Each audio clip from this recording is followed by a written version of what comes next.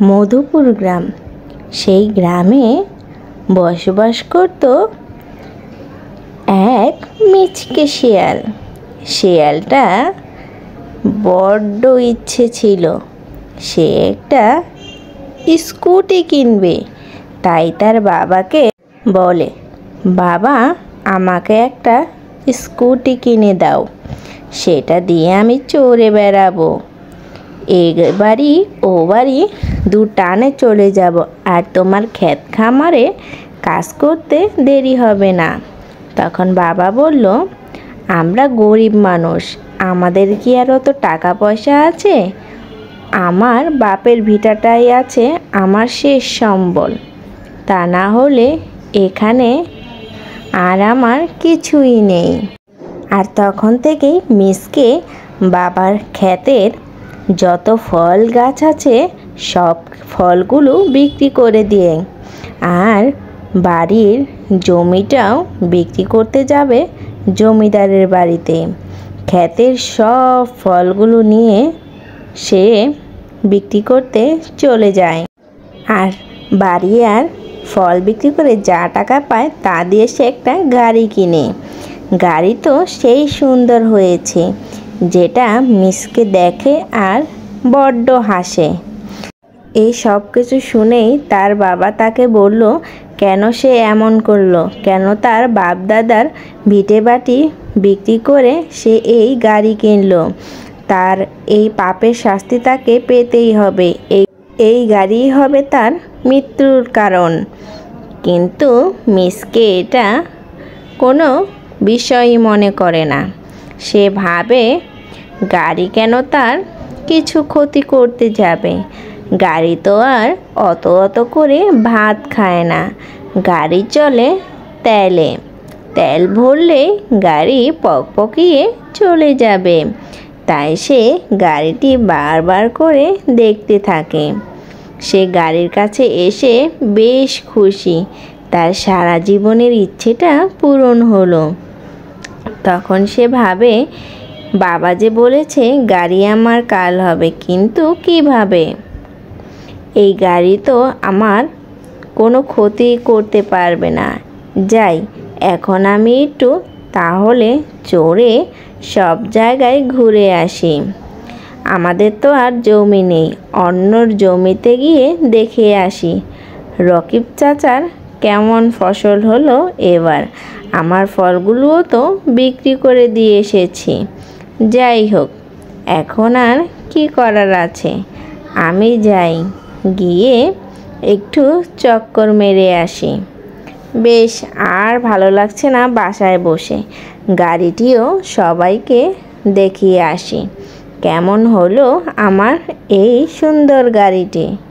তারপরই সে গাড়িটি নিয়ে মাঠের এক কোণে দাঁড়িয়ে দাঁড়িয়ে সবুজ ফসল দেখতে লাগলো আর ভাবছে, এখন যদি তার হেঁটে আসতে হতো কত সময় লাগতো বুঝি। আর এই গাড়িটি আছে দেখেই তার অল্প সময়ে সে চলে এসেছে। কত ভালো, মনে হচ্ছে এক চোখের পলকেই এই জায়গাটাতে সে চলে এসেছে। বাহ, গাড়িটি বেশ ভালো করেছে, না হলে তো আমার অনেক খারাপ হতো। গাড়িটিতে যে ময়লা লেগেছে, এই খানটাতে আর গাড়ি চালানো যাবে না। কাদা কুদু ভরে আমার গাড়িটার চেহারাটাই নষ্ট করে দিয়েছে। গাড়ি, তোর জন্য বাপের ঘর ভিটা সব বিক্রি করে দিয়েছি।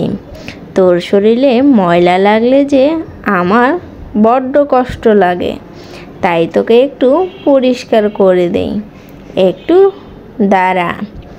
তারপরে সে গাড়িতে উঠে চিন্তা করতে লাগলো, সে একটা অনেক দূরে যাবে এই গাড়ি নিয়ে ঘুরতে।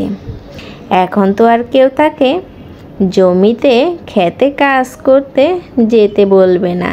কিন্তু তার মধ্যে মিসকে কিন্তু তত ভালো মোটর সাইকেল চালাতে পারতো না। তারপরও সে থেতলিয়ে বাইক চালাতো। তার কিন্তু অভ্যাস ছিল না, সে কন্ট্রোলও করতে পারে না। সে বাড়িতে নিয়ে এসে বলে, দূর হতচ্ছাড়া, একটু গিয়েছিলাম, তা গাড়িটা যেন মনে হচ্ছে আমার শরীরের দিকে চলে আসছে। গাড়ি আমি এমনভাবে চালাবো যেন পৃথিবীর সবাই দেখে বলে, মিসকে অনেক সুন্দর গাড়ি চালাতে পারে। আর আজকে তো গাড়িতে তেল সব ফুরিয়ে এসেছে, কাল দেখি কি করা যায়। তারপর সে তেল কিভাবে জোগাড় করছে সেই কথা চিন্তা করছিল। কিছুদিন পর সে তার বাবার শেষ ফলগুলো বিক্রি করে গাড়িতে তেল ভরবে, আর সে এখন চলে যাবে অনেক দূরে, যেখানে তাকে কেউ পাবে না। শুধু সেখানে সুখ আর শান্তি। শুধু গাড়ি চালাবে আর সে আনন্দ মতো খাবে। তাই তার বাবার শেষ ফলটুকুও সে বিক্রি করে গাড়িতে তেল ভরতে গেল। সে গাড়ি নিয়ে গ্রাম ছেড়ে এক বনের ভেতর দিয়ে রাস্তার দিক দিয়ে যাচ্ছিল।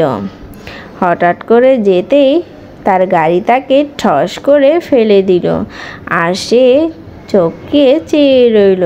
শেষ পর্যন্ত গাড়ি তার মাথায় এসে আঘাত করলো, আর মিসকে সেখানেই পড়ে রইল। আর সে তার বাবার কথা ভাবছে। তার বাবা বলেছিল এই গাড়ি একদিন তার মৃত্যুর কারণ হয়ে দাঁড়াবে। তখন সেটা ভাবতেই কিছুক্ষণ পর মিসকে মারা যায়।